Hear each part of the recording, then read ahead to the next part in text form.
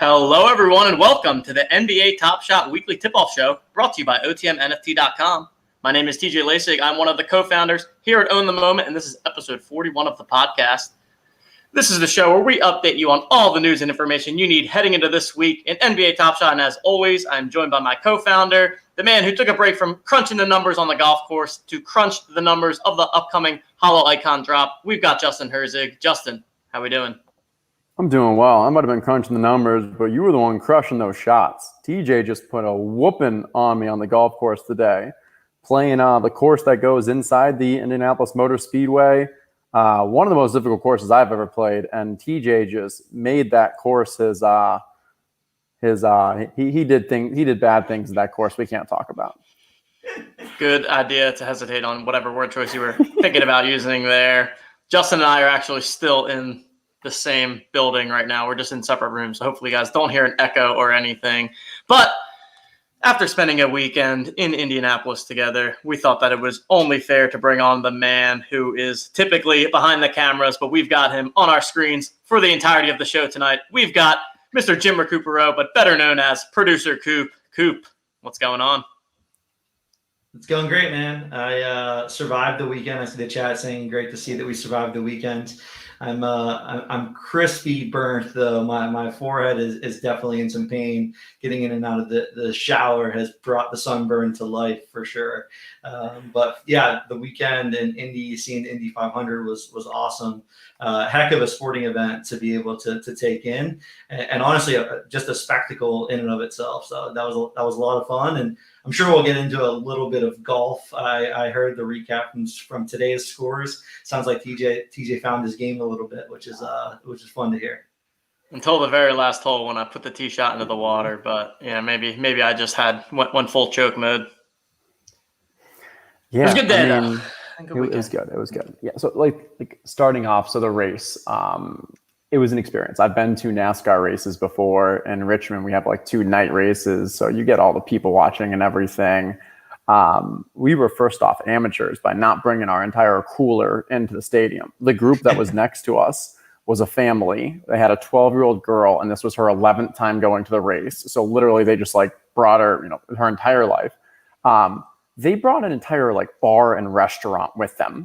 Like just randomly, it was like, hey, do you guys want these Jello shots? Yeah, we want some Jello shots. I'm going to make some margaritas. You got a blender, just like put it all together. They had an entire watermelon, like all the fruit. It was fantastic people, all the sharing, but it just great experience. Yeah, it was a ton of fun. It was, and man, it's one thing when you see it on TV, and obviously you know that the cars go fast, but when you see them in person and hear them in person, it's another level. What were your thoughts on the weekend? Yeah, that was definitely like one of the big takeaways from me. I not like a huge racing fan or anything. I've been to one NASCAR race, sounds like similar to Justin, and that I've watched occasionally on TV, like some of the big races. And on TV, it's easy to be like, man, why didn't this guy make a move, or when they're showing you how they're racing, and then when you see the cars in person going like 200 plus miles per hour, it's like, the goal is certainly seemingly just to live and to not get in any sort of major crash, let alone make moves and pass the way some of those guys did. So it was pretty awesome to see that in person. I thought we had a sharp betting strategy. I thought we had inside information. I thought we were taking that all the way to the checkered flag. We were looking pretty strong. Yeah, 75% of the race, we looked great. So a little background here. Friday, we had some time with the International Motor Speedway and some of the leadership there, and we got a nice little tour of the track. Had a little NFT talking and stuff.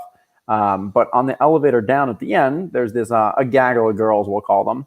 And I don't know, someone in the group made a joke about like which one of you is driving, and it was like haha. And she goes, no, my husband is the CEO of the title sponsor, and we have the number 26 car. And it was hard to hear her over the like 24 carats on her finger or something. But number 26 car, we were like, we got to do it. So we all went into the legal Indiana sports betting, and we put it on number 26, and he was like the favorite for most of the race, and then just disappeared. And I have no idea what he did wrong or why it happened or anything like that. All we knew, it was the yellow car. We were cheering it on. Sometimes it was the front, sometimes it wasn't in the front, and that's the way it goes. something went wrong at the end. That's the one thing. I mean, it's awesome to be at the race, but it's a little bit hard to follow what's going on without any commentary, just because people are on different laps. People took pits at different times. But overall, highly recommend if anyone ever gets the chance to attend the Indy 500, definitely give it a go. And if you're a golfer, check out the golf course where 4 holes are inside the course, because it's pretty sweet as well. I'm also seeing that Embiid is made of glass apparently in the chat, so that's probably not great for my Sixers. Have not been following the game so far tonight. All right, so what's going on to everyone? What's going on to everyone? What's that? People were asking about golf scores. Let's give a quick update on the golf scores, because I at least did well one day, so I want to make sure we capture that. You did. So golf score rundown. We played on Saturday, and Justin shot 84, Cupe shot 87, I shot 88, and then today Cupe did not play, but I shot 83 and Justin shot 90. TJ also was basically on, like, this is one of the hardest courses I've ever played. And for the race weekend, they had it set up to be extremely difficult. So first off, the rough we were losing balls in the rough when you knew exactly where it was. Just 3 feet outside the fairway and balls just disappeared. So like you would hit a great drive and it would roll through, and now you're just taking a pitching wedge just to get out of that stuff. All of the pin locations were ridiculously difficult, just like pinned into corners and stuff. And I guess the course in general is known to be very difficult. We played 6,600 and it was 142 was the slope, TJ. It was tough. That's a high slope for 6,600. And yeah, TJ was I think he was basically on pace for an 80 if he would have parred the final par 5, but made it in the drink and got his 83. He played phenomenal. I feel like I played fine. I probably should have been a little lower. I was a little sore at the end of the race. End of the track. But no, it was fun. And then which course did we play? We played Fort Resort, which is probably one of the best values I've ever seen. It was $60, and it was a fantastic Pete Dye course. They're both Pete Dye courses. But great weekend. Very impressed with Indianapolis in general. Yeah, I would say in general, it's a cool city. I would say overall exceeded expectations just in terms of the environment, the nightlife, plenty to do. As Producer Cupe and I found out on Friday night, it was a late one. We hadn't seen each other in a while, so it was good to have a little bit of a reunion for the 3 of us. Yeah, Cupe, you recover yet? You get back to the wife and kids and feel okay today? Yeah, got back home. Shout out to my wife. Came back home. I was in the process of creating an office, and it was just a total mess, a total disaster as I left the house and came home to a completely new, renovated, freshly cleaned office. So she said it was an early Father's Day gift. So pretty awesome to come back to that. And then from a golf perspective, it was fantastic golf. It was fun. Food, drink, and better company in Indianapolis. I was laughing in the Discord. I was in the Discord, and Haraj, I think, in the Discord said, I didn't realize how hungover they were on Saturday. So he posted some pretty absurdly low scores that would have been great scores to shoot if we were all in our A game. But unfortunately, so Friday night we went out. We did a nice dinner. We grabbed a bunch of drinks. We've been drinking all day because we started drinking at 10:30 at the racetrack for that pre-thing. I guess carb day they call it. We were getting our carbs and beer. And then it's 11 o'clock. We come back to here to have a little, I think we maybe grabbed a drink or something. And I went to bed. And these guys went out until 2:30 and don't remember much of how it ended. And they think they're still in college. And I realize I'm 32 years old. And 11 o'clock was good for me on that long day. 3 too many. Imagine trying to outsharp the Herzig bot. Just never gonna happen. And then he got 1 stroke per bourbon less that he had, and that's why he shot the 83, and we were in the high 80s. There it is. Do not outsharp the Herzig bot. All right, the people probably came here to hear a little bit about Top Shots. We can dive on into that today. We're going to talk about the Holo drop and just in general all of the pack drops that are coming up. We obviously got word just before we came on air that the drop has been postponed and will no longer be this week, but we can talk through all of that. We're also going to talk about the recent or the upcoming current challenges. touch on that a bit, and then we will have, of course, the Underdog Weekly Pick'em to finish off the show. So let me go ahead here. I'm going to share this little window, and then we'll jump into it from there. All right. Does that come up good? I don't have my two monitors like I usually do, but I think we're good. All right. We're good.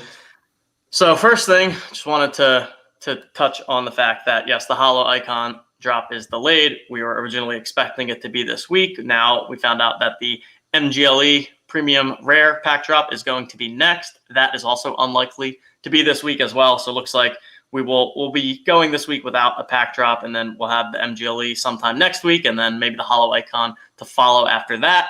We also have yep. I have a question. We've seen now multiple times that they've referred to this what we believe is MGLE. They keep calling it premium pack, and then they say /499. It's like they're going out of their way to not say MGLE. I can't imagine it's anything other than MGLE. Like, I think we're 99% sure that it's going to be the MGLE. It's a /499. It's a premium pack. But I just think it's weird. Like, they are going out of their way to not call it the MGLE, but they will call it a Holo Icon, not just a legendary. Is there any thought to that, or? Good point. I feel like I did see somewhere that it's but maybe it's just been people like us that are speculating that it's MGLE. Well, we know there's going to be more MGLEs. We know that the /499s have only been the MGLEs. Otherwise, it would have to be a different rare set, right? It'd have to be a new set, which I can't imagine that they're going to do with how it's very clear that they do not want to pump out any new sets. Right. And I'm not trying to speculate that it's not. Like, it's the MGLE. I just think it's interesting that it seems like they're going out of their way to not say that and multiple communication, but they will call it the Holo Icon, not legendary. I don't know. Maybe that's a pack drop. Or maybe it's a office hours question that we can ask, but I'm just thought it was interesting. Yeah, I'm just trying to think too. I think most of the other MGLE packs have all been called the premium pack drop. Though they haven't changed the. It's not like they've changed it, right? From the past. So they're keeping it the same. So, but yeah, I agree. Interesting that they don't just call it the MGLE drops. Yeah, and Nick, I see you kind of jumping the gun. We will get into, because there were more announcements about what other pack drops in the schedule, but I think TJ's got that mapped out. So yeah. So the next coming pack drops, unless they're commenting that I have something wrong, but I don't think I do. So then are going to have 3 playoff packs, it sounds. So there's going to be common playoff packs, which are going to be reservation only. You'll be able to start reserving those this Wednesday. That will be available for a week, and then purchases will be available until next Friday, begin next Friday. And then we're expecting 1 rare pack for the Eastern and Western finals, and then 1 legendary pack for the NBA finals. So can definitely sense that they have scaled back a bit in terms of the number of particularly rare and legendary packs. There was originally talks of the rookie legendary. I would say that's all but unofficially not going to happen at this point. I know it's not technically official, but I'd be super surprised if we see a legendary rookie at this point. I don't know if they've officially said that. Yeah, no, I think what we've seen in this most recent communication is their pack drops for the rest of Series 2. Because we know that at the end of the playoffs, which will then be the finals legendary, that's the end of Series 2. So I'm pretty sure all we're going to have going forward are going to be these common playoffs, Eastern Western Conference, and NBA finals. And I'm happy with that. Oh, yeah, and the MGLE and the MGLE and the Holo Icon. Sorry, beyond those two. Yeah, I think pretty much what we're seeing on screen here, these 5 are what we are expecting for the remainder of Series 2. Although I guess that we've also potentially an off-season run it back. That would also be Series 3. That'd be Series 3. Okay, got it. That was one of the things that we thought was interesting, because they were saying that it's going to end at the legendary, at the Series 2. Now, there's possible that there's going to be more of these playoff moments than just 1 drop. The email said that these would be in alternating weeks, so I could see those kind of continuing to go even at the same time that there's other more premium, rare legendary drops. And they mentioned that it's going to be similar to the Hustle and Show. It's going to be $14. It's going to have 1 playoff and 2 common base set. And I could see that being, maybe there's some common challenges to go with it or something for the playoff ones. And that'll probably, go a couple weeks or whatever. Maybe there's a few different pack drops for them. Just a little bit of a buy the numbers here, because these also came out last week. That just a little tidbit that there are 500K collectors now that own a moment, and 15% of those have joined in the last 30 days. So just a sign that there is some growth still happening, even though things, seem to be a little bit stalled out. It also, just from all of the comments that you can see in office hours, that the Dapper team seems well aware of the current sentiment within folks on Twitter, within the community in general, and sounds like they are making decisions accordingly, and are aware that things have not gone maybe the way that they were hoping, the way that we were hoping, and that they're aware of that. They're thinking that through, and they're doing everything that they can in order to kind of right the ship a little bit here. Yeah, similar to Peter Jennings, they're just doing everything that they can. Doing everything we can. Yeah, can you make sure when you type own a moment, you capitalize the O and the M, please? Yes, thanks. Trademark. And then also, I thought it was interesting in the most recent communication, and we saw as well previously with regards to the marketing, that the marketing would be paused a little. In the most recent communication, they meant that the marketing is going to be continued to be kind of like tests. It's going to be continuous way for them to kind of learn and improve. And so it sounds like throughout the playoffs, they're going to turn the marketing back on, but it's going to be kind of more intermittent, sporadic, trying different channels, trying different strategies. Just as with any startup, with any kind of product, you've got to kind of run these tests. And it seems like this is one of the first times they've had real marketing since the boom. And so they're going to run these tests and see how it goes.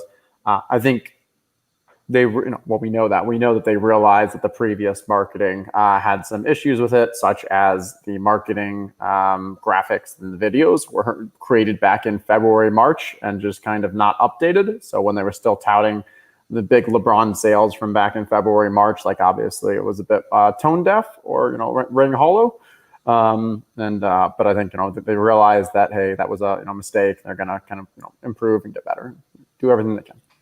Keep me honest on the numbers. So in the buy the numbers section, so saying 15% of those joined in the last 30 days. So we're talking 75,000 in the last 30 days. Is that right?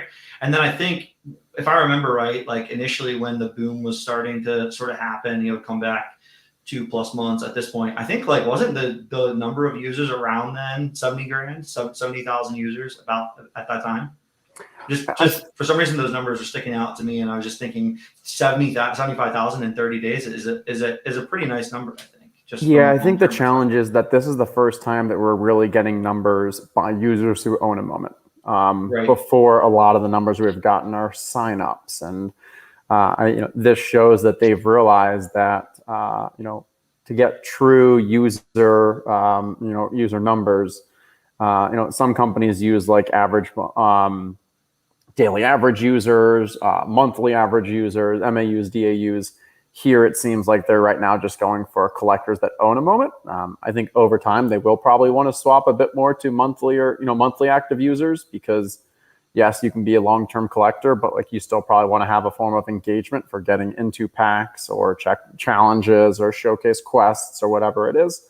But I think it's just hard to kind of compare too much to anything historically, because it's the first time that we're really using this new metric. Right. Makes sense.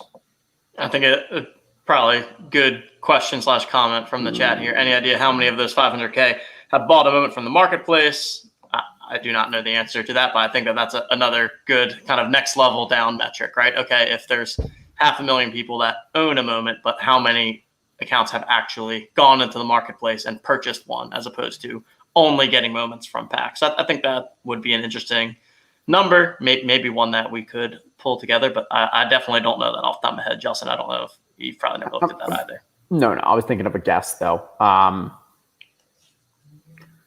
Of those 500,000, how many have bought from the marketplace? Probably around half.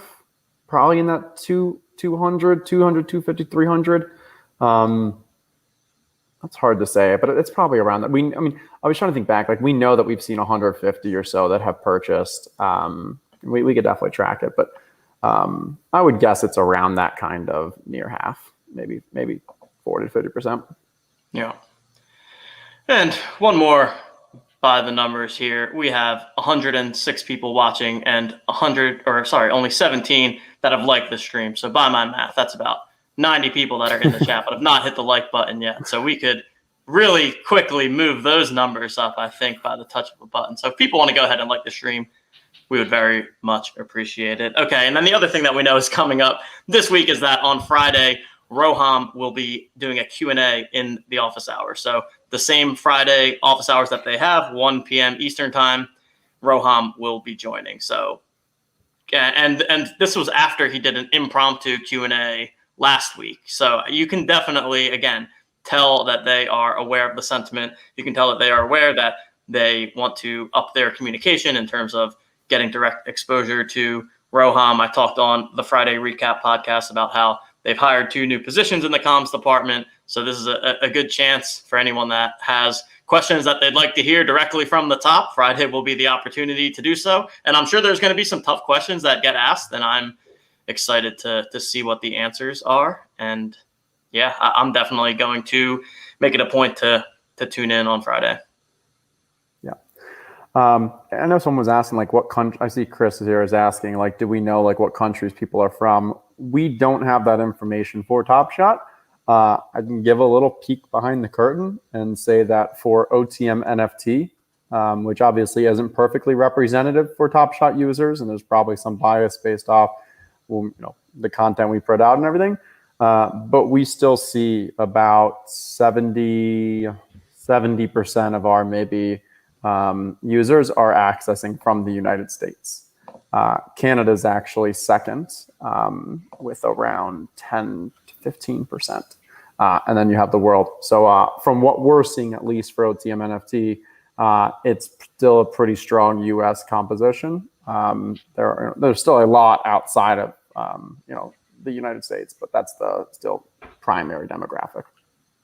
Yeah, shout out Sawyer in the chat too. I actually had this take or thought like a couple of months ago, just seeing Roham be on Twitter and be fairly active, for someone who is scaling, such a big business. I initially had a take of like, I'm not sure that that's the best use of his time, but then I think you see in his responses and his replies, like the community element of what they're trying to push. And I think that tone at the top, like push down, him being in the replies is something that I've seen, be more of a positive, or I've viewed it as more of a positive, but there's no doubt about the fact that Friday is going to be a pretty big Q&A and a pretty big office hours sort of state of Top Shot and describe what they're doing. So I'm sure everyone or a lot of the bigger collectors will certainly be lending an ear to hearing what he has planned and what they've been working on. And I think, Justin, you hit on it fairly well in the last podcast that we had,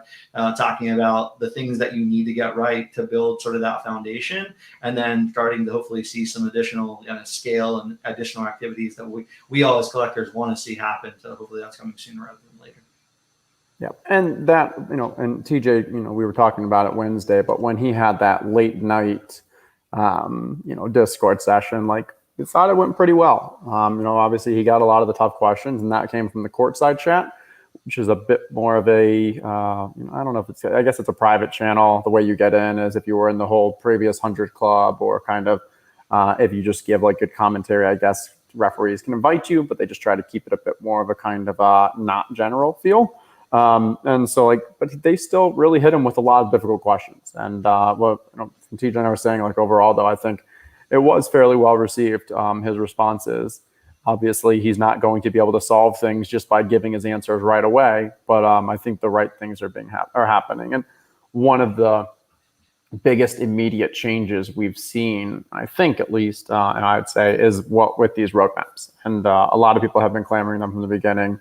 And I believe it was Jacob on Twitter earlier tonight. His response of he goes, "Hey, the reason we've resisted sharing roadmaps in the past is because we know things can change on a dime. We still feel it's a priority to give our community updates, even with the caveat things may change, than to stay quiet and make it seem like nothing's ever deviating from the initial plan."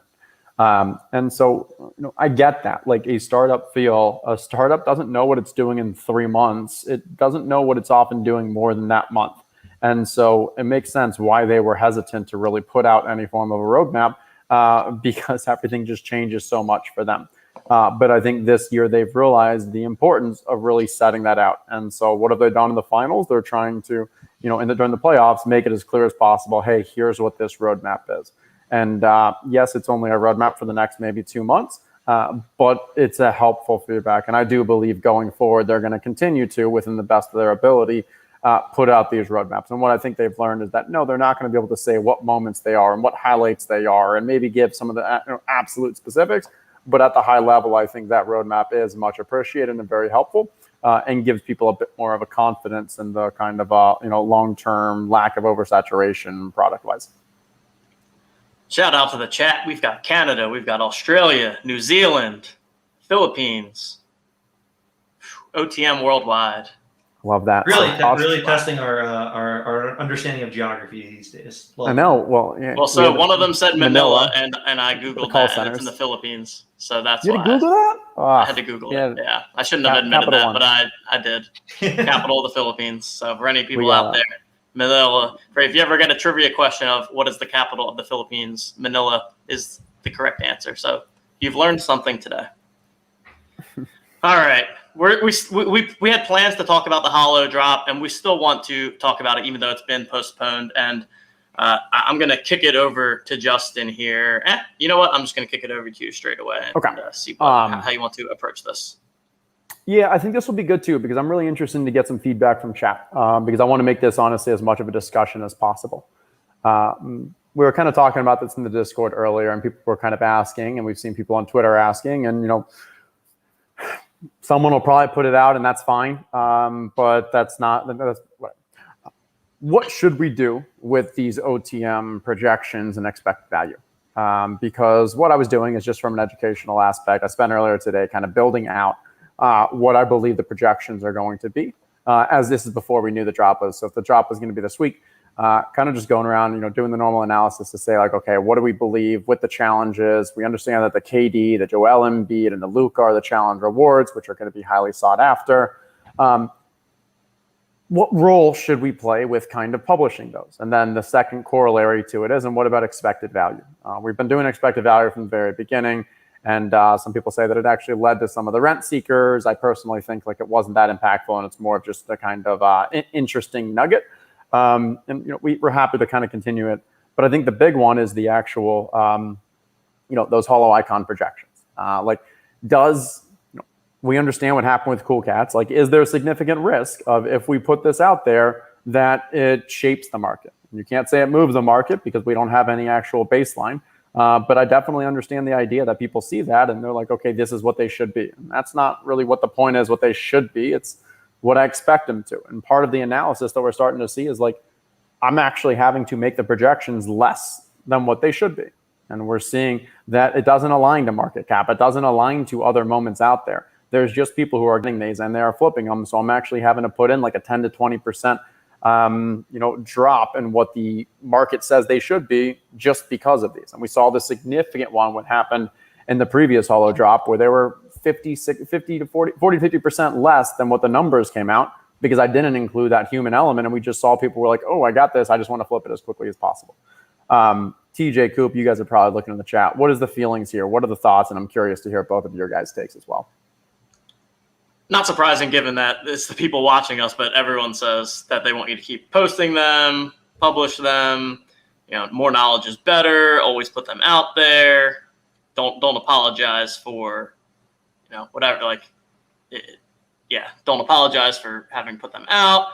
That's what the estimates and analysis are for. So definitely appreciate that feedback from the chat. And Are we in a bubble? Are we in a bubble because these are the people who actually understand that what these analyses are? They understand that this is from an educational, that this is from an informative, that this is kind of a, not a hard and fast, but there's obviously objectivity and subjectivity. And it's almost like a preaching to the choir of like, the people that are here are not the ones that I'm worried about and the impact that it would have. The people that are here understand, right, that if you put out a projection and then they get a moment and it doesn't sell for nearly as high as your projection was, that, okay, you genuinely thought that was the case and the projection is off. Whereas there are people that are not in this chat that would then be like, you gave me bad information. This is all your fault. And then, that's when we get the angry replies on Twitter. So it's definitely an interesting spot. I don't know, Coop, what is your thoughts on all of this? Obviously, you were a part of the one of the lucky folks that was able to secure a holo moment or holo pack in the last drop. But where do you stand on all this? Yeah, I think I think the chat's nailing it. I do think that we're in sort of an echo chamber, right, of people that are looking at our stuff and are following our stuff and understand the education element of things. I think, for me personally, it's been good to follow, Justin, what you've put out. Quite frankly, I haven't really been in any of the recent challenges, just with like where my portfolio was and how much money I was spending on moments. But when I was, into some of the earlier Cool Cats, I was actually putting together a sheet and saying like, okay, wait, let me put something together and see, what Justin puts together. And I think on Twitter, when we do get some of those responses where people are mad, instantly I was seeing a response 2 and 3 responses later about like, hey, it only takes, so much time to be able to do this yourself. Like, it's not, our fault that, and to the point of it is just a projection. You don't have kind of responsibility to move the market as you had mentioned. I think, thinking about it in the way of that we're just trying to kind of educate our core group of users, and the more people that are reading that, the more education that we're spreading throughout, and it likely it could have some indication of what happens, but I think we'll be pretty. We'd have to continue our spread pretty far before we see too much of that happening. I think what is going to happen, or what we think will happen, is going to happen at the end of the day. So. Yeah, makes sense. And I mean, yeah, I saw Sawyer, and I think Sawyer was saying this a bit tongue in cheek, but it's definitely come across my mind. Just, if you really truly move market, just post inflated numbers, and then we can just post, we can inflate the market. And I mean, I've honestly considered like what would happen, and when I would put them out, I think like if I'm going to make a mistake, I'd probably rather lean high, because if I lean low, like, is that impact? I don't know. Like, that's just not great. But one thing I will say is, I'm getting bailed out because we do not have the holo drop this week. So I do not have to make this decision this week. But what I will say is one of 2 things would be happening, and likely a combination of both if the drop was this week. One is the holo challenges would be extremely plus EV, or every pack would be a positive pack, meaning across the board, it's substantial plus EV. And I think I had it about 90-95% of packs would end up also being either break even or a net value. And what I mean by this is, if you look at the floor of the holos, it's something around like 700, 725 or something. The 3 challenge rewards, as I said, of Luka, KD, and Joel Embiid, you're looking at the Luka and KD being worth somewhere around like $11,000, $12,000, compared to the market, and then Embiid maybe around like 5,000. And so if we're saying that you're going to get a moment from the challenge rewards, and let's take an average there, it comes out to about 9,000, a little less. On average, there's going to be a challenge of 9 moments, and you've got to, to get that $9,000 moment. You expect, okay, for that to be break even, on average, each of those 9 moments needs to drop $1,000. If these moments are starting at what the floor is of 775, they can't drop 1,000. And obviously there's a little more that are more expensive and stuff. But overall, like, there's just no way. Like, even if you're seeing like a 30%, 50% drop, like, that's just too much. So more likely you end up having that the majority of these packs end up finding a floor somewhere around like $1,000 or something, because of the challenge utility and these being 3 legitimate challenge rewards that people are going to want to hold on to. And that's why I think like overall, like this, it still will be. And I think this is going to be a pack that people are going to want to get their hands on.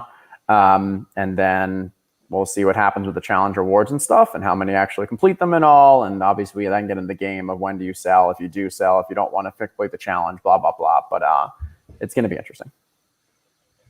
And I think another topic with, again, we obviously understand the holo drop is not happening this week, but with the collector scores, there have not been an announcement on what the requirements are going to be heading into this. We know that it will be based on the collector's score, and I think the quote was that it's going to be very high. I do not know what that means. I expect that it will be the strictest requirement that we've seen so far. Certainly more than what we saw for like the throwdowns pack, which was barely a requirement at all. So any ideas, Justin, on what, potential range we may be looking at? And I think what's really important, right, is for people that are potentially on the bubble and they want to get in on these holo packs, what should they be doing? Are there, maybe we can take a look at some moments where it's like, okay, if you're sitting at a 1,500 collector score and want to get to 2,500, how can you do so in a way where it's maybe lower risk? I think that's something that a lot of collectors out there will be deciding on, and it'll be interesting to see when we find out what those requirements are going to be. Yep. And shout out to Nabster in our Discord, who actually presented this question with us, was giving kind of a scenario with one of his friends and who was like around like 1,600 and thinking like, hey, if I'm going to try to get to that 2,000 to 2,500, whatever it ends up being, what should I go about buying right now? And I think it's a really interesting question because it's one of the areas where like you understand like, okay, you can either continue to be buying for your long term right now, the players that you continue to think are valuable, or is there something that makes more sense? Because if you're truly just trying to get your collector score up, well, let's take a look and see. Okay, Series 1 moments, common base set is worth 25 points. That's the least of them, but still 25 points. If you get a rare, it's 100. That's Series 1, sorry. And then if you go to Series 2, you can still get 12 points from a base set, 10 from a promo, so that's a gift, 20 from the non-base set, rares are 80. On a cost basis, it's interesting because if you go to, it's just tough because if you really want to just buy the cheapest moments, the $3 ones, and just get those $3, that's probably your honestly best way to stack up. And maybe you start looking at like, okay, maybe there's some players down there in that range that are also people that you like, that are slash 40Ks, your Kyrie, your Harden, the ones that'll probably have some utility value come the showcase challenge, the final showcase challenge. I think that's one avenue. I think the other is like if you're, take a look, like, we've got some moments that are at the bottom of near the floor of the S1 Top Shot debut, and those are only going for $25, $26. Maybe there's like that Reggie Bullock one that Coops loves. That was going for $26. And that's got a LeBron. That's a LeBron highlight. That's what he gets a steal. Coop, tell me about that moment. Reggie straight swipes LeBron, man. Straight up swipes LeBron. Reggie. Shout out Reggie, was about to get into a fight when the Knicks got crushed last game too. Like ready to throw fists. Would have been fun. Would have been fun to watch. Yeah, I like it. We could have got a Reggie Bullock fist fight moment. That would have been sweet. Oh, that would have been great. Yeah, for the branding, I'm not gonna promote any of that, but yeah, it would have been fun. I definitely would have purchased it. And so my honestly recommendation might be, if I was just giving some friendly thoughts, that KD /35K is getting pretty low in price. And this is a moment that, yes, there's probably going to be a KD playoff moment as well. But who knows if it's the playoff and what those rarity is. It might be like the 18,000 or something. This KD /35K, I believe, will be the cheapest moment to acquire for this final showcase. So assuming this final showcase, everything still happens, the Nets make it there, which looks like they're going to. They're playing phenomenal basketball. Last night's game was just dirty. That KD is going to be a valuable moment. So I think this is the best way to kind of two birds, one stone, where you can buy the floor of that moment, a still value, a solid, very good player, and come showcase challenge time, good opportunity to kind of, if you need to flip some or just getting your KDs in your bag from early on. Giannis and the Bucks might have something to say about that, Justin. Hopefully they're not in the chat. I mean, yeah, but we'll see. They have a hard path because they have to go through the Bucks. They have to go through the Sixers. But I know, Coop, like, you weren't here for that game last night, but TJ and I just nonstop. It was just like they were unreal. But they scored like 110, right? Big Three scored like 110. Just out of the three of them. KD just had a ho-hum day, and he had 42 or something last we saw. He probably I was literally sitting there thinking, Durant hasn't done much, and it's like, Durant, 42 points. Clearly he has. I mean, they just alternate kind of taking turns on who takes over, and they're going to be tough to beat if they stay healthy. Just three very, very good players. Yeah. Turns out when 60% of your starting lineup are elite superstars, like top, what we were saying, maybe KD's the second or third best player in the league right now, arguably one. Harden might be like 6, 7. Kyrie's still probably top 10, 15. Like, it's insane. Yeah, I don't know enough to comment too much, but like all three can score the basketball, right? Like pretty much can score whenever they want from wherever they want. It seems like having three players in the court that can do that is a pretty big recipe for success. So we'll see what happens. Yeah. So, but that's my thoughts. I mean, yeah, I think on the most basic level, S2 commons are the best on a per dollar basis. But then if you don't want to just be buying a bunch of $3 players that you don't have any really allegiance to, then I'd say start going for either the /40K Kyrie, Harden. Those are pretty cheap, or spend a little more and get the get those KDs that are the /35K, and I think those are going to increase in price, or at least decrease the least amount compared to the relative market. All right, let's jump over to challenges. So we've got 3 challenges that are currently active. We got the Throwdowns Challenge 4, Metallic Gold, number 29, and then, of course, the Cool Cats Master Challenge, which saw a bump in price at one point and then started to dip back down. So, Justin, you want to touch on any one of these in particular, or what are you thinking with regards to the challenges right now? Yeah, I'll share my screen a little and we can go through. I'm doing this really in real time with you all because I haven't looked at too much at it. Can you zoom in a little bit? Yeah. Yeah, it's up like $100 since we looked. It was 1550, 1570 when we were looking earlier. Yeah, so looking like, I think completions is probably what has been a bit more surprising to a lot of people. I saw other people in the industry putting out that they're expecting around like 2,200 completions. From the beginning, we said 2,400 to 3,000. I think it's interesting. A lot of people are really trying to compare this to other challenge completions and saying like, oh, well, there's 3,500, 3,600 of the Lukas. Maybe we only see 60% of that. But the thing is, because this is such a heavy, long master challenge, the Luka is such a high percentage. It's literally half of the total value. If you have a Luka, you're completing the challenge or you're trying to sell. And I think everyone knows that. I think you got to account for there's probably about 10% of people who maybe got a Luka and maybe just aren't active that much on the site anymore or paying that much attention just because it's been going on for so long. But even if you say out of those 3,500, if 80% complete, that's 700 that don't. That still gets you up to 2,800. I mean, so that's a pretty high 80% completion ratio, but that's what we were kind of targeting early on when we were watching this.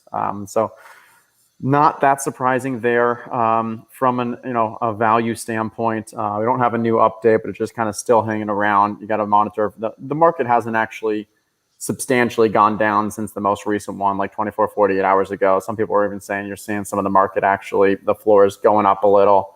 But overall, it's been fairly stagnant from a very short-term period. And yeah, I think that's mainly it. It is, as TJ, you were saying, it is interesting. So let's see, when did, okay. So I believe this is when we put out the initial tweet. I believe this is when the challenge went live. That would make sense. On the 25th, we saw that strong dip to begin with. We saw a very short spike, I think, as just people were buying the floors. And then we quickly saw the correction here. Yeah, we actually almost got up to about 2,000. We saw a small spike there, and then it's been fairly flat since we've been from there. We'll have to give our friend Osimo a quick little message and see how he's doing. I haven't been watching to see, but I know he's obviously been trying to sell those, and yeah. Sawyer, you are right, my friend. OTM streams are for the Top Shot analytics junkies. You came to the right place, my friend. If you like to talk about the numbers, maybe hear a little bit of fun weekend stories while we're at it. We try to have a little bit of fun to mix in, but I mean, come on, what's more fun than talking through all of the numbers, especially when you've got the Herzig bot on your side? We do probably bore some people, but That's okay. There's other Yeah. people in this industry that are creating content that are far more interesting than us. So we'll let them fill that void. Herzig just constantly going to be on brand, like literally never going to leave brand. No. You really do love it. For the content, for the brand. All right. For the brand. Yeah, I mean, hey, I'll continue to say what I've been saying about the Cool Cats Master Challenge. I made a decision several weeks, maybe even months ago at this point, and I'm sticking with it. And, you know, it is what it is. Going to get that Lamella at the end of the day. Got my 29 at 29, hanging out with all the cool kids in the Plunge Father private Discord. So we make fun of you in there, Justin, since you're not able to join. Plunge Father messaged me. Plunge Father was like, "Hey, Justin, you want to join?" I was like, "Huh?" And he goes, "Ha, I gotcha." No, I'm just kidding. But he thought it. He thought that. Yeah. He thought it. I'm sure he did. All right, gentlemen. I think it's that time of the week when we are going to. We've got ideas. It's soon. We're coming up with a solution that we're not just when we looked at initial kind of third-party websites, the shirts were quite expensive to get them out to people. And so we didn't want that. We didn't want people having to pay like $35, $40 for a t-shirt. But we found some creative solutions that we think you guys are going to like. And hopefully in the near future, we'll get some swag going. Yeah, the distribution of it is going to be the hardest part because we can get everyone a bunch of t-shirts, but getting it shipped to people is a bit of a problem. But we've got some thoughts and ideas in the works here. It'll just be at the OTM conference next year. OTM Con. That would be awesome. A lot of golf would be played at that, I hope. All right, let's do the weekly pick 'em. What do you say? Let's do it. I can't wait for Cupe to see my pick. Please tell me you're picking the same. That would be horrible. But... So hang on. I got it. All right. So we did not do the weekly pick 'em last week because we were on with Chris Moneymaker on his Twitch stream on Monday. Never got to the Underdog weekly pick 'em, but these were the results from the prior one when we had Brett Ritchie on as the guest. It was pretty ugly across the board, and Justin just grinds out the weeks when everyone goes down and just ekes out that 2% win to go up on everyone here. You just got to pick better moments. Just pick better moments. And I mean, Producer Cupe, man, I had to do it. Still just a stone goose egg. I mean, considering it was my idea, you absolutely had to do it. Yeah, for sure. Yeah, just trying to get on the board here. I cannot seem to crack the goose egg. I will say I was pretty depressed to see Tatum drop 50 and then his moment do nothing but go down, which I'm sure it was a good topic of conversation in our Discord. But I think people made some sharp responses to that, and if people are trying to get out of moments, maybe they're not going to hold throughout the summer or whatever it might be. It was a smart time to sell, I guess, at that point. And if they were really trying to sell, continuing to see the undercutters that were out, that were driving the value down. So I guess in the end of the day, I'll understand to some extent. I've got an ace up my sleeve this week, and if not, then maybe I'll just give up. Well, if the ace up your sleeve isn't enough, we threw you another ace, so you get 2 tries this week.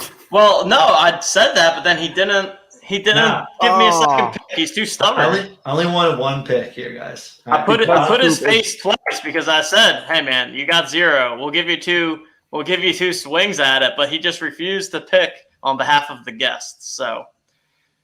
Just because you guys are front of the camera, thinking you're going to give us, behind the cameraman a little bit of charity, and we're gonna just instantly accept it, it's not going to happen. Well, I mean, if you win, you're the guest, though. If you win, it counts as a point for the guests, and that's 0 still. Also, by the way, guys, if you have not checked out Underdog Fantasy, you should head over to underdogfantasy.com. Promo code OTM as you're signing up. Justin and I have been grinding some NFL best ball while we're here in Indy. Producer Cupe recently just opened up his account with promo code OTM because why not? And for those of us in Pennsylvania, like myself, you can now play over at Underdog Fantasy. So they've got all the NFL stuff going on, but there's still some NBA action as well. They got the NBA Pick'em where you can take over-unders on different stat lines from your favorite players throughout the NBA playoffs. So we love the Underdog team, and go ahead and check them out. Yeah, shout out Underdog. PA was huge. I was prepping to do a good bit of Underdog on vacation because it wasn't live in PA. But now that it's live in PA, can do some firing. I haven't read enough Herzig content from the other side of his brain to start firing just yet. But it's in the queue to get smart on best ball quickly. So I just put out an article that they actually just posted like an hour or two ago over at ETR for the subscribers there. Best ball content I'll continue to do over there, but random Underdog pick'em stuff, everything else, and box grade content we continue to do in the Discord. Good deal. All right, let's get into the picks for this week. I'll go first here.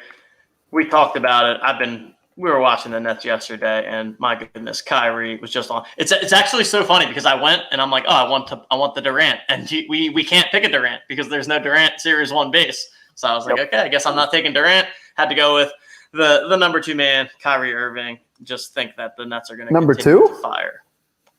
Well, the number 2 as of in that game we were watching last night. Definitely hard as number 2, but I think Kyrie was firing last night, and I'm going with the Kyrie Irving Top Shot debut here, and we'll see. I think that the Nets are just going to continue to roll here, at least for the next couple. Justin, over to you. Yeah, why don't you show Cupe who I picked? Let's go. That's right. Cupe was my man. Cupe was touting my man during the show. So a couple reasons here. One is you still have the Knicks in the playoffs. This moment dropped another 10% in the past 24 hours and 30% over the past week as Reggie had a couple bad games. His shots just weren't falling. And so I think anytime there's a market reaction to a player playing poorly over like a 2-game sample size and the market adjusting to it, let me buy that because that's an overcorrection standpoint. Knicks are still in this series, down 3-1, but still going to come out firing. And I think more important, obviously it's the great LeBron moment in this with the swipe. But as people are going to be kind of looking to get their collector score up, if you are looking to get like some Series 1 Top Shot debuts, I think he's probably one of the best ones near the floor. I think the actual floor is around 23, 24 with the Ish Smith and such. But I think for, an actual moment that I think is a really cool moment, has LeBron in it near that price. Too cheap for this. And if we are near the true actual floor of the Top Shot, I think grabbing some of these floors of the floor of the S1s, especially Top Shot debuts, will rise over time. And so I think he's probably the best one near that floor that I want to go after. Reggie, love it in honor of our special guest here. And over to the man himself, who was very stubborn about picking only one. But Producer Cupe, your one bullet. What are you going to go with here? Yeah, so I mean, I've picked a lot of good players. I've picked some Top Shot debuts. Like this one was just so biased. I was just like, I'm just going with my favorite moment. I think it's fallen so far that I just can't see it not getting purchased. That was one of the things I looked at is it getting purchased? So LeBron, Kobe tribute. It's getting purchased, and I do think where's it at? It was at $5.99. Is that right? Yeah. Yes. You're getting a $5.99. So I thought as soon as it got down there, we would see more and more purchases at $5K. And yeah, I think Simi in the chat saying floor is going to be off season. I think I would generally agree with that. I think for the moments in Series 1 that are pretty low min count for like the 1000s, I just see there being enough collectors out there that will realize the long-term value of some of these moments that they're going to pick it up, but before you would wait until the off season to pick it up. So we'll see what happens, but yeah. Oh my goodness. You are the sharpest one to ever do this, Producer Cupe, because the low ask, someone bought the 5,999 and the 6,499, and the lowest ask is now at 8,900. Yeah, I was just about to say that. I don't know how that works from a timeline standpoint. He picked it. He picked it when it was there, so I think we give it to him. But that's a nice start for you there, bud.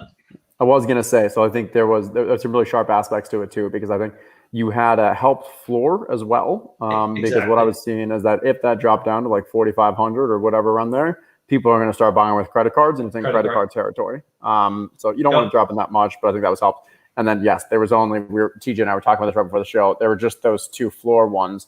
And then you raise back up to that 8,000-9,000. Whether or not it stays up there, I don't know. But it's nice that, hey, if we didn't give you 2, guesses, we at least gave you a 20% lead to start things off. So if you can't hold on to this one, that's going to be that's going to be tough. Next Monday, I will not be in attendance if I do not get a victory here. I will not be able to suffer through the commentary that will come my way. Hey, as myself being a double jersey collector and the 2 of you having a share of a Kobe dunk, like I think we'd all be happy with you winning. Let's see it. Let's see it. I will say all that I've done since Justin tipped the OTM crew off that the Jazz were going to easily win the game was that Friday night. All I've done is lose bets. I had the Leafs tonight, so that's Corey just said maybe next year for the Leafs. Yeah, that's officially dead. And then I have a classic TJL just jam the favorites in a parlay, and of course the Sixers are the initial start of that parlay, and it's tight. I'm sweating. Yeah. You missed the lock of the day, but I guess I forgot to put that in the text, so I'm sorry. But great, thanks. It was the Rays.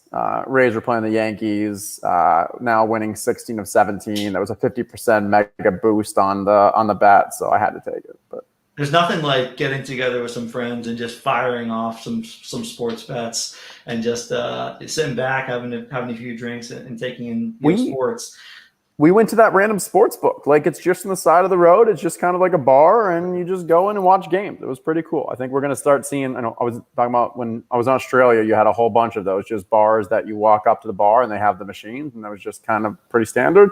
And so this was a place that was basically just a sports bar, but with a book as well, where you could do pari-mutuel racing as well as sports betting. And I think we're going to start seeing those pop up a lot more commonly, obviously, in the legal states and then shortly thereafter. Definitely. Always a good time to just donate money 90% of the time when I sports bet. Just got to listen to Justin every time. All right, here. Let's go ahead and close off the show by having Producer Cupe open up a pack. I think it's the right thing to do. We've got the man on the screen. What we're also going to do here is that we are going to do a giveaway from the moments that Producer Cupe opens. But here's how. So we were not able to track everyone in the chat like we did last time. So what we will do is that after we end the live stream, people can comment their Top Shot username in the YouTube comments. And then by Wednesday's show, we will go through, look at all of the usernames that are in the YouTube comments, and then put those onto a wheel for a giveaway during Wednesday's show. So no action immediately, but for people that are watching live, you can do it right when the show ends. And then for people watching after the fact, you guys can do it as well. And then we will have that wheel spinning on Wednesday night's show for a giveaway of one of Cupe's moments. Okay. And we'll look on the podcast store as well. So if you do it in a review as well, we'll check there. Those actually take, it seems like a couple days to go through like the podcast approval process, but we'll make sure that, hey, if you do that, it's Monday now. If you do it by like Tuesday, Wednesday, we'll check there and include you in. Perfect. So I'm already seeing people that are putting it in this chat. That's great, but you have to do it in the one after the video. So the comments is different from, because we lose the ones in here. Because we'll lose these ones. So thanks for you guys for putting them in there. Coop. Just make a comment. Geez, Cupe is sitting on all the packs. Yeah, I got a bunch. I don't know. You haven't even opened your Steph one. Your number is? Yeah, I didn't know. I just decided to not open it. Let's open that now. Are you holding number that? one open? I don't know, but let's go see what number you have. Yeah, we got to give it a shot. Let's go. How low can we go? Let's go low. 1, 2, 5, 7, 6, Steph. Okay, that was fun. I do like that they did that rather than just drop it in, though. I mean, yeah, I thought that was cool too. It's still better. Yeah, it was. Yeah. I definitely thought it was better than the other the other way. You got to go view my progress and go back to the beginning. Yeah. So I'm not actually sure. I guess probably not the pre-order. Maybe this like release 29. That sounds good to me. Let's do it. Also, sick poll. You got a Steph Curry though. That was pretty cool. Yeah, love that. I'll take any and every Steph Curry. Thank you. Music or no music here? Yeah, music's fine to do. It's not too bad of music. Yeah, it's not too loud. Yeah. Subdued. All right, start us off with number 3. Let's go 3. 8702. Andrew Wiggins. Andrew Wiggins. Not to be confused with Justin's coworker at Established the Run, Andrew Wiggins. Yeah, it's crazy. Whenever Wiggins has like a horrible game or something, ETR Wiggins just gets all the hate mail. 1-2. 1. Got a number 1, 2, 5, 3, 8. Gordon Hayward, dunk. Not his Top Shot debut, although also does not have any Series 1 moments. Yeah, what's his Top Shot debut? Is it the 12K? It's slash 15K, I think, because it's before they started coming out with the 12Ks. All right, order finished with a 10665. Kyle Kuzma. 3. Nope, not the 3. Okay, hard to tell. Are they calling it a putback dunk? I don't know. I can't see the screen, but I think so. Yeah, it's a dunk. Yeah. All right, not too bad. Got some fun players there. Top Shot debut for Kuzma. I didn't know that. Oh, okay. Oh, No, there you go. actually either. Very cool. We'll let you keep that one. Yeah, actually, I was just gonna say I'll fire off both Hayward and Wiggins. So fire in the names and I'll give away 2. Okay, cool. Show. I like that. So once again, it is a Gordon Hayward and an Andrew Wiggins, and I think it was a 4-digit Andrew Wiggins. So not too bad. Yeah. There we go. So we're going to close out the show. You can throw in your Top Shot usernames into the comments. We actually, I just remembered this, but we are likely not going to be live this Wednesday. So instead, Justin and I are going to likely just record a show and get it out there. We're going to see. If there's a time that makes sense for us to be able to go live, we will do it. But most likely, we're going to have to just do a recorded show this week because we have an event that we need to be attending on Wednesday. Yep. And who knows? Maybe we'll just convince Bachman and Coop just to do a show in our absence because Coop's already taken on major responsibilities this week. Coop, let me see those fingers. Coop, show us those fingers. Look at those magic fingers. That's going to be the fingers behind the Twitter machine for the rest of this week. So don't ask any complicated questions, guys. Come on. Coop is taking over. AB season 1, 2, 3 only, please. Thank you. TJ and I are actually going on a bit of a off the grid retreat. So trying to be a bit away from our computers and phones and all that. We get some work time in between, but it'll be a cool experience. We're leaving bright and early tomorrow morning. Bright and early tomorrow morning. So Producer Cupe will be on the Twitter fingers all week. We'll still be around enough, but there you go, people. The man himself and event they asked. We should be able to share a little bit more details next week on what we were doing and why. I'll leave it at that for now. Let you guys simmer on that. Any final words, people? We all good? Coop, thanks for joining us. You're a fantastic guest. Happy to join all the time. I also just wanted to say, happy Memorial Day. Shout out to anyone out there who has served or is currently serving, and I think it's a pretty awesome thing to keep in mind as we continue to live our daily lives and do cool stuff like hang out with your friends, sports bet, talk about moments, all cool stuff. But a lot of other interesting things and different kinds of things happening in the world. So shout out to anyone who has served and is currently serving. Yep, I love that. And then last thing I'll say is, the people I just want to make sure we didn't forget, because I know we had about 3 or 4 moments to gift out last Wednesday. When we hit, we still have to wait that entire week, but we have the list and we will share those. XP Lazarus. I'm not sure if you were one of those people, but if you are, yeah, we can definitely do that. Appreciate that. He wants to pay it forward, so we can definitely gift that moment out as well. Let us just do some housekeeping and figure out and stop. And if that was something from way back when that we forgot about, we apologize, and we'll check there. But yeah. Good deal. Let's wrap this up. Yeah, thanks everyone for joining us tonight, and we'll talk to you guys later this week. So on behalf of Justin, on behalf of Producer Cupe in front of the camera, I am TJ Lasig, and we will see you guys next time.